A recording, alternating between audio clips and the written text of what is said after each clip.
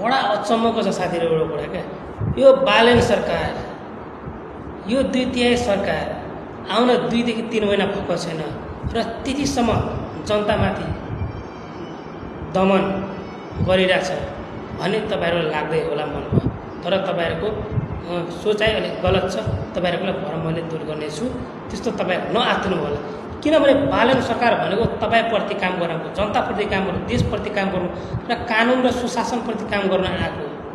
जनतालाई आवश्यक के छ, जनताको हैन कसरी जनतालाई अगाडि बढाउने, जनतालाई कसरी हैन को समस्यालाई समाधान गर्ने भनेर आएको। तपाईलाई दमन गर्न, तपाईलाई राणा शासन गर्न त्यहाँमाथि आएको होइन।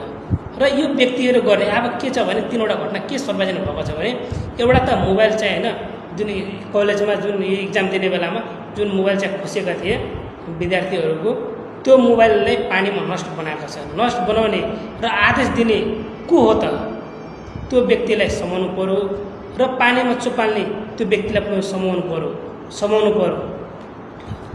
पर्यो भनेर र यिनीहरूलाई कानुनको कठघरामा उभ्याउनु पर्यो र यिनीहरूलाई कारबाही हुनु पर्यो भनेर मेरो भनाइ हो।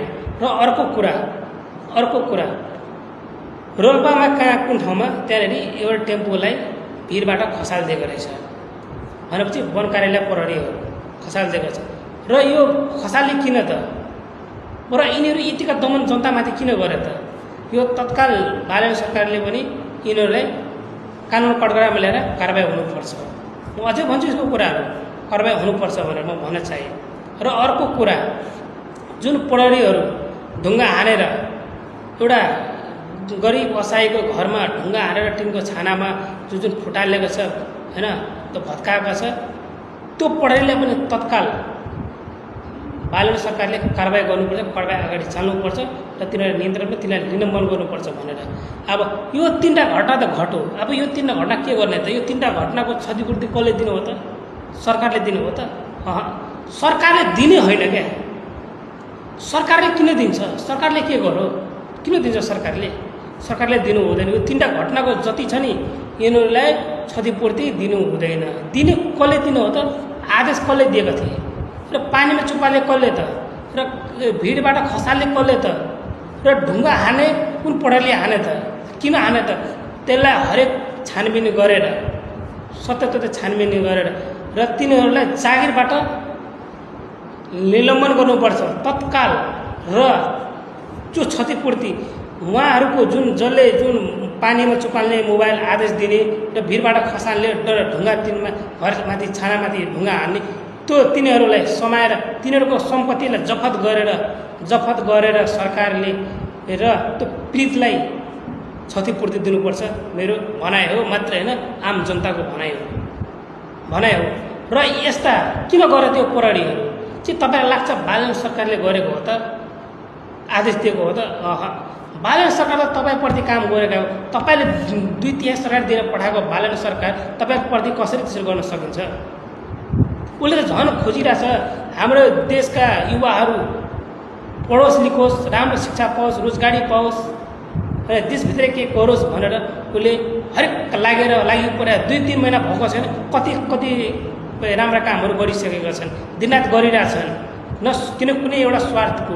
तर त्यो जुन अहिले प्रहरीहरू अहिले बालेन सरकारले जुन बदनाम गरिरहेछ नि, तपाईँलाई योबाट म अलिकति क्लियर गरिदिन्छु। यो किन बदनाम गरिरहेछ भने नि यो प्रहरीहरू छ नि, सबै त नहोला, जुन अहिले प्रहरी छ नि कति प्रहरीहरू पनि गुन्डा माओवादीहरू हुन्छन् क्या। किन छ भने किन गुन्डा तानाशाहीहरू किन छ भने यो काङ्ग्रेस माओवादी एमाले हुँदाको सरकार यिनीहरूलाई तालिम दिएर प्राप्त बनाएको हो क्या। यिनीहरूलाई आदत परेको हो क्या। मान्छेलाई हप्काउने, मान्छेलाई दुःख दिने र कसैलाई होइन जस्तो गरे मोबाइल पानीमा चपायो, भिरबाट गाडी खसालिदियो र कसैको घरमा ढुङ्गा हानेर त्यो घरै नष्ट बनाइदियो हो। यिनीहरूलाई बानी पसेको छ। त्यो बानीलाई अब सुधार्नको लागि बालेन सरकारले धेरैभन्दा धेरै एक्सन लिनुपर्छ र त्यस्ता प्रहरीहरूले सदाका लागि जागिरबाट निलम्बन गर्नुपर्छ र जति क्षतिपूर्ति छ भने तिनीहरूबाट तिराउनुपर्छ भन्ने मेरो भनाइ हो र आम जनताको माग हो। र अब तपाईँहरू बालेन सरकारको कतिजना अहिले पनि तपाईँहरू सबै अहिले विरोध गर्नु भने चाहिँ किनभने एमाले काङ्ग्रेसका र अहिले नयाँ पनि श्रमशक्ति पार्टीका हर्क सम्मानले पनि विरोध गरिरहेछ। अनि त्यस्ता अपराधी व्यक्तिहरूले जुन एउटा व्यक्ति राम्रो काम गरे त्यसको विरोधमा बोल्नु भनेको यिनीहरू कतिसम्मको शिक्षित छ त? शिक्षित छ त? किनभने 23 24 गते होइन युवाहरू जेनजी आन्दोलन गरेर यत्रो युवाहरू शहीद भएका होइन, शहीद भएका कयौँ आमा बुवाको कोख सुना भएको छ र कयौँको होइन अब कोही पनि विवाहित पनि होला, कति अपाङ्ग भएको होला। अब उसको जिन्दगीबाट कति यिनीहरूको यो भयो हो। त्यो टेकेर आएको सरकार नयाँ जति युवाप्रति जनताप्रति काम गर्न खोजिरहेछ, तर खुट्टा तान्ने यो भ्रष्टाचार लुटहरू माफियाहरू जुन काङ्ग्रेस एमालेका थिए यिनीहरूले हात धोएर र अहिले पनि श्रम शक्तिका पार्टी नेपालमा भन्छ नि, म सबभन्दा क्या पुरानो भन्दा पनि महाखत्तम कुहिएको पार्टी भनेको नि तपाईँको श्रम शक्ति पार्टी हो क्या। अहिले हात दिएर बालेश्वर सरकारको पक्षमा बढेको छ। अनि यस्ता मान्छेहरूले देशमा विकास गर्छ तपाईँलाई लाग्छ?